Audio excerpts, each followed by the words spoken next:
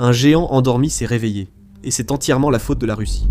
Après 10 ans de sous-investissement, l'Allemagne est en train de redevenir rapidement la force militaire la plus puissante d'Europe. Elle augmente ses dépenses de défense sans précédent, modifie des règles constitutionnelles anciennes et investit dans des équipements militaires parmi les plus avancés au monde. Ce faisant, elle pose un énorme problème à la Russie et à son président Vladimir Poutine.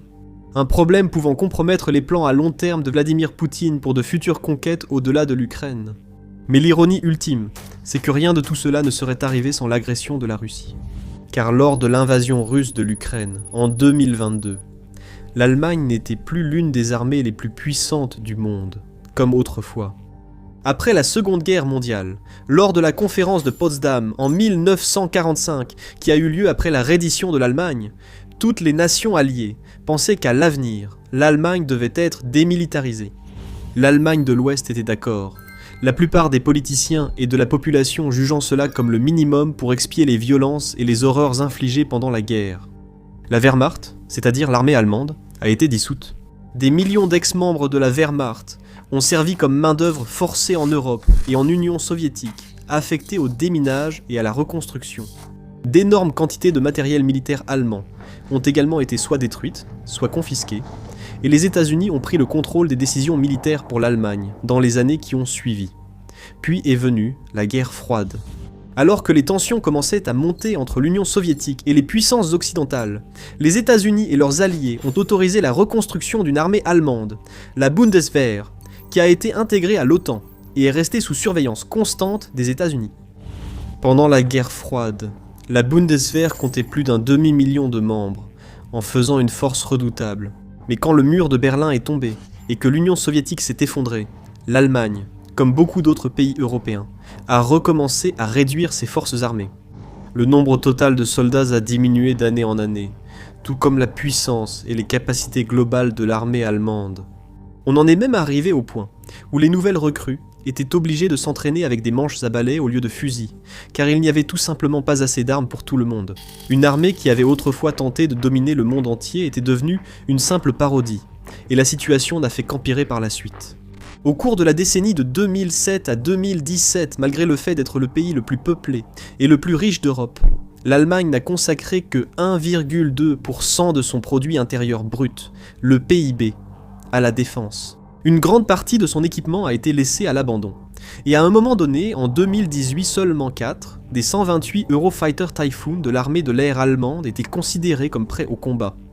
La sécurité était très peu prioritaire en Allemagne, considérée comme secondaire par la population et les politiciens, nombreux à croire l'ère des grandes guerres définitivement révolue. Cette croyance était largement répandue en Europe de l'Ouest. Des pays comme la France, l'Espagne et le Royaume-Uni se sentaient en sécurité au sein de l'alliance de l'OTAN, protégés par la plus grande superpuissance militaire du monde, les États-Unis, convaincus que les horreurs de la guerre n'affecteraient plus jamais leur population, ni ne toucheraient leur territoire. Comme l'Allemagne, ils ont également vu les dépenses de défense diminuer et la taille de leurs armées se réduire au fil des années. En 2022, l'armée allemande était dans un état si critique que l'un des plus grands stratèges militaires du pays, le lieutenant-général Alphonse Miss, alors chef de la Bundeswehr, a publiquement exprimé sa frustration face à la faiblesse de sa nation. Il a déclaré que l'armée allemande se tenait là, plus ou moins les mains vides, tandis que la Russie rassemblait ses forces aux frontières de l'Ukraine, ajoutant que ses options pour soutenir ses alliés étaient extrêmement limitées. Cela s'est confirmé quand l'armée allemande a proposé, embarrassée, d'envoyer quelques milliers de casques militaires à l'Ukraine pour l'aider à se défendre contre une éventuelle invasion. Pas de défense aérienne, pas de munitions, de missiles ou de fusils, juste des casques. L'offre a été largement moquée, même le maire de Kiev, Vitali Klitschko, l'a qualifié de plaisanterie. C'était le signe de l'autosatisfaction installée dans l'armée allemande et de sa chute par rapport à sa grandeur passée. Son armée de l'air avait été décimée, ses dépenses étaient faibles, les forces terrestres fonctionnaient à seulement 50% de leur capacité opérationnelle, et l'Allemagne, dans l'ensemble, n'était absolument pas équipée pour influencer de manière significative un quelconque conflit réel. Et puis, un véritable conflit sérieux a éclaté. La Russie a envahi l'Ukraine, et l'Allemagne, ainsi que ses voisins européens, ont reçu un sérieux signal d'alarme, heureusement, alors que d'autres pays hésitaient, avec des politiciens qui délibéraient et retardaient leurs prochaines actions. l'Allemagne a agi. Son chancelier de l'époque, Olaf Scholz, a annoncé un fonds spécial immédiat de 100 milliards d'euros pour renforcer la puissance des forces armées du pays, tout en promettant simultanément un soutien militaire massif à l'Ukraine, sous forme d'armes anti-chars, de missiles solaires Stinger et de milliers de gallons de carburant. Pour défendre sa décision, Scholz a soutenu qu'il était de la responsabilité historique de l'Allemagne de contrer Vladimir Poutine et de protéger la liberté et la démocratie de l'Allemagne. Cela ressemblait à un bouleversement sismique, un changement dramatique et radical dans l'attitude de l'Allemagne envers l'armée, après des décennies de retenue presque pacifiste. Mais ce n'était que le début de quelque chose de bien plus grand. Les années suivantes, Scholz a été remplacé par le nouveau chancelier allemand, Friedrich Merz, qui est allé encore plus loin, en augmentant les dépenses de défense et en accélérant la modernisation et l'expansion militaire de l'Allemagne, allant même jusqu'à réécrire certaines parties de la constitution du pays pour y parvenir. Pendant des années, la Constitution imposait un frein à l'endettement, limitant strictement l'emprunt du gouvernement pour financer l'armée. Cela limitait effectivement le montant que le pays pouvait consacrer aux projets militaires, aux achats et aux expansions. En 2025, le frein à l'endettement a été redéfini. Le chancelier Merz a convaincu la majorité du Parlement allemand de voter pour modifier la Constitution afin d'exempter les dépenses de défense du frein à l'endettement. L'Allemagne a ainsi pu dépenser autant qu'elle le jugeait nécessaire pour sa défense dès lors. C'était un moment majeur, une révolution culturelle selon Sophia Besch, chercheuse principale à l'Institut Carnegie pour la paix, un groupe de réflexion basé à Washington, D.C. Besch a déclaré « L'invasion russe de l'Ukraine a vraiment changé la façon dont l'Allemagne aborde la défense. » Le général Carsten Breuer, chef actuel de l'armée allemande, partage cet avis et a déclaré à la BBC « C'est un signal d'alarme. Nous n'étions pas capables et pas disposés, une fois de plus, à remettre cela à plus tard à ce sujet. C'était une étape énorme pour l'Allemagne, une étape énorme pour la population allemande, sans aucun doute. Tout cela est arrivé non seulement à cause de la Russie, mais aussi des États-Unis, qui, lors du second mandat de Donald Trump, ont accru la pression sur des pays européens comme l'Allemagne pour qu'ils renforcent leur défense, au lieu de dépendre autant des États-Unis qu'auparavant. En effet, lors de la conférence de Munich sur la sécurité en 2025, quelques semaines seulement après l'investiture de Trump, le vice-président américain J.D. Vance a prononcé un discours avertissant les dirigeants européens que les États-Unis ne seraient plus le garant de la sécurité européenne. Selon des sources internes, ce discours a convaincu le chancelier Merz que les puissances européennes devaient viser une indépendance opérationnelle vis-à-vis des États-Unis, rompant avec les doctrines et systèmes fondamentaux de leur défense depuis des décennies. C'est une transition énorme, mais l'Allemagne n'a pas perdu de temps pour mettre ses plans en ordre et prendre les mesures nécessaires afin de progresser vers l'indépendance militaire. La révision du frein à l'endettement n'était qu'un début. Peu de temps après ce changement, le chancelier Merz a approuvé un fonds spécial colossal de 500 milliards d'euros, tout en annonçant son intention de faire de la Bundeswehr la plus puissante armée conventionnelle de toute l'Europe. Et il semble être sur la bonne voie pour y parvenir. Son budget de la défense, par exemple, a connu une énorme augmentation, passant de 86 milliards d'euros en 2025 à 108 milliards en 2026, et il augmentera encore pour atteindre 152 milliards d'ici 2029. À titre de comparaison, le budget de la défense du Royaume-Uni devrait atteindre 74 milliards de livres sterling d'ici 2028, tandis que la France s'est engagée à dépenser 64 milliards d'euros pour son armée en 2027. L'objectif de dépenses de l'Allemagne pour 2029 est donc supérieur à la somme des budgets français et britanniques réunis. Mais il y a une grande différence entre dépenser de l'argent et bien dépenser de l'argent. Alors, que compte réellement faire l'Allemagne avec tous ces milliards d'euros ? Avant de détailler, c'est pourquoi nous faisons The Military Show, expliquer le vrai fonctionnement du pouvoir. Si vous êtes nouveau, abonnez-vous pour tout suivre. Lorsque qu'un pays commence soudainement à beaucoup investir dans son armée, il existe toujours un risque de gaspillage ou d'un manque d'expérience et d'information des décideurs pour effectuer les choix les plus pertinents et rentables. Heureusement, cela ne semble pas être le cas à Berlin. L'Allemagne est réputée pour son efficacité et son organisation, et les bénéfices de cette approche pragmatique se reflètent déjà dans son plan d'acquisition.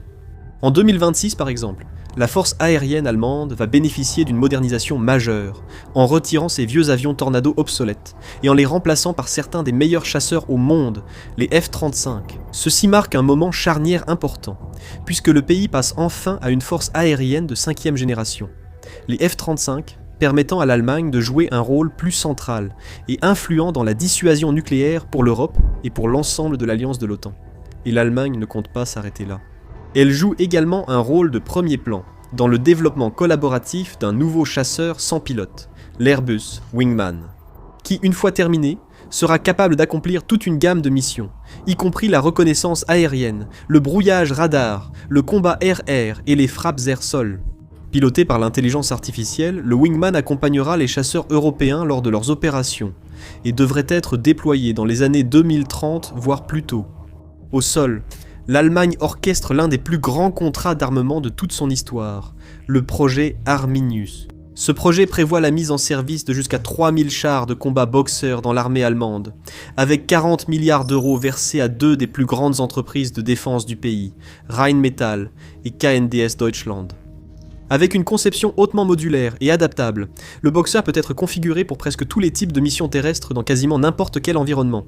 Rapide, flexible, très résistant, et équipé de certaines des technologies européennes les plus récentes et les plus performantes, il est suffisamment robuste pour résister à des munitions de 14,5 mm des engins explosifs improvisés, EEI, des sous-munitions et d'autres menaces. Et les troupes allemandes pourront bientôt utiliser ces véhicules au combat, avec les premières livraisons prévues pour la fin de 2026, et qui se poursuivront jusqu'en 2030. Les défenses aériennes allemandes s'améliorent chaque jour. De nouveaux systèmes terrestres ont reçu un soutien financier à la fois du budget régulier de l'Allemagne et du fonds spécial de 500 milliards annoncé par le chancelier Metz. Et il convient de noter que Berlin s'est également engagé à verser au moins 9 milliards d'euros par an à l'Ukraine jusqu'en 2029. Elle fournit un soutien financier et militaire incroyable à un allié qui mène une guerre active contre la Russie, tout en renforçant et en modernisant ses propres forces armées. Une telle ambition serait excessive pour la plupart des pays, mais cela ne semble pas déstabiliser l'Allemagne. Berlin a également fait des efforts pour se débarrasser d'une partie de la bureaucratie, qui ralentit habituellement les achats et retarde l'innovation militaire. Son gouvernement a adopté la loi sur l'accélération de la planification et des achats de la Bundeswehr, qui devrait contribuer à réduire certains délais qui, par le passé, ont rendu l'acquisition de matériel de défense allemande si lente et fastidieuse. Une armée forte ne dépend pas seulement de chars, d'avions ou de systèmes efficaces, mais aussi de ses membres. Selon le général Breuer, il y a actuellement 182 000 militaires en service actif dans l'armée allemande. C'est plusieurs fois moins que la force massive de la Russie, qui compte bien plus d'1 million de soldats. L'Allemagne n'a aucun projet d'atteindre le cap du million d'hommes. Mais Breuer souhaite voir le nombre de militaires augmenter aussi rapidement que possible, en fixant des objectifs ambitieux de 22 000 nouveaux soldats d'ici 2027 et environ 60 000 au cours de la prochaine décennie. L'Allemagne prévoit également de compléter son armée active par une force de réserve d'environ 200 000 hommes, ce qui donnerait au pays près d'un demi-million de militaires formés sur lesquels compter en cas de besoin. Pour atteindre ces objectifs, Breuer a lancé une vaste campagne de recrutement visant à encourager des milliers de jeunes hommes valides à rejoindre l'armée. Il n'exclut pas non plus la possibilité de recourir à la conscription si le plan de recrutement ne fournit pas un nombre suffisant de soldats. Pour l'instant, cependant, le recrutement semble fonctionner. En février 2026, 16 100 Allemands ont postulé pour rejoindre les forces armées. Cela représente une augmentation de 20% par rapport à 2025. Parmi ces candidats, 5300 ont officiellement rejoint l'armée, soit une hausse de 14% par rapport à 2025. Et l'Allemagne met son personnel à contribution, en établissant une présence militaire permanente dans la région baltique avec une brigade entière, la 45e brigade blindée située en Lituanie. Près de 1200 soldats sont stationnés en Lituanie, avec des plans pour atteindre jusqu'à 5000 d'ici la fin de 2027. Ce n'est pas seulement pour faire bonne figure, c'est un signe fort de la préparation croissante de l'Allemagne à la guerre, Metz lui-même déclarant « Cette brigade n'est pas un symbole politique, mais une contribution militaire à la dissuasion et à la défense. » L'Allemagne construit également des casernes près de la frontière biélorusse, qui devraient être terminées d'ici 2027, offrant des logements pouvant accueillir jusqu'à 3000 soldats allemands, et en envoyant un message clair à Poutine que l'Allemagne est plus que prête à défendre ses frontières. Mais malgré toutes ces améliorations, il reste encore des défis à relever. L'Allemagne ne peut pas simplement effacer des décennies de sous-investissement du jour au lendemain. Elle ne peut pas agiter une baguette magique et faire apparaître une armée de premier plan en un instant. Elle a encore des lacunes à combler, des objectifs à atteindre et des obstacles à surmonter. Elle a clairement besoin de plus de soldats, par exemple, et devra poursuivre ses efforts pour en recruter autant que possible, aussi rapidement que possible, surtout avec la menace d'une intensification de l'agression russe de mois en mois.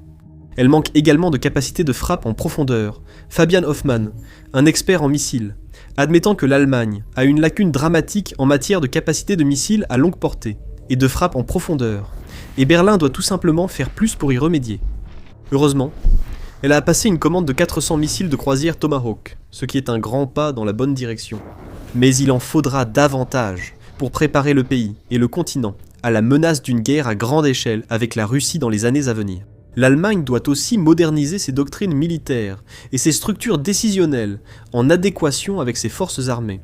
Elle doit être capable d'agir plus rapidement, de répondre et de réagir aux menaces sans retard ni hésitation inutile, afin de se préparer réellement au champ de bataille de demain. En effet, un exercice de guerre récent a souligné l'importance d'une action rapide dans la guerre moderne. L'exercice de guerre simulait une attaque russe contre l'alliance de l'OTAN, le Kremlin inventant une prétendue crise humanitaire dans son exclave de Kaliningrad, utilisant cela comme prétexte pour établir un corridor de transit entre l'enclave et le territoire principal. Ensuite, il envoie des troupes et prend le contrôle d'une grande ville lituanienne, le tout en quelques jours, les forces de l'OTAN étant trop lentes pour les arrêter. Lors de l'exercice de guerre, la réaction simulée de l'Allemagne fut marquée par l'hésitation et la peur d'une escalade, permettant aux Russes d'atteindre leurs objectifs. Si une telle situation devait se produire dans le monde réel, l'Allemagne devra prendre des décisions beaucoup plus rapidement, agir de manière décisive et résolue pour défendre ses alliés. Ce sera aussi une transition majeure pour la principale économie d'Europe. Pendant des générations après la Seconde Guerre mondiale, la sécurité européenne s'est organisée autour d'une Allemagne contenue et restreinte. Aucun des voisins du pays ne voulait voir Berlin se réarmer et redevenir capable de conquérir d'autres nations. Ils ont donc accepté la supervision américaine et ont permis à l'Allemagne, ainsi qu'à eux-mêmes, de s'affaiblir au fil des années. Maintenant, tout est en train de changer. Le bouclier de protection américain sur l'Europe a été partiellement levé, poussant les plus grandes et riches nations du continent à se défendre elles-mêmes. En tant que nation au plus grand budget de défense, l'Allemagne jouera un rôle crucial et majeur dans l'avenir de la défense du continent. Heureusement pour l'Europe, et malheureusement pour la Russie. Le chancelier Merz semble bel et bien être à la hauteur de la situation. L'Allemagne prend toutes les bonnes décisions. Elle recrute des soldats, dépense plus d'argent, investit dans les bons types d'équipements et établit même des implantations permanentes sur le territoire de ses alliés. Petit à petit, Berlin se libère des chaînes de retenue qui ont si longtemps limité son armée. La bête allemande est en train d'être libérée, et même la Russie aura du mal à la maîtriser. Vous pouvez maintenant en apprendre davantage sur les raisons de la modernisation militaire rapide de l'Allemagne dans cette vidéo, qui explique comment le pays s'inquiète de plus en plus d'une attaque russe contre l'OTAN dans les prochaines années. Ou, pour un aperçu plus détaillé de la guerre entre la Russie et l'Ukraine, regardez cette vidéo qui analyse 3 des journées les plus difficiles pour Poutine en 2026 jusqu'à présent. Et enfin, n'oubliez pas de vous abonner à la chaîne pour plus d'actualités, d'analyses et d'informations sur les dernières actualités militaires du monde entier.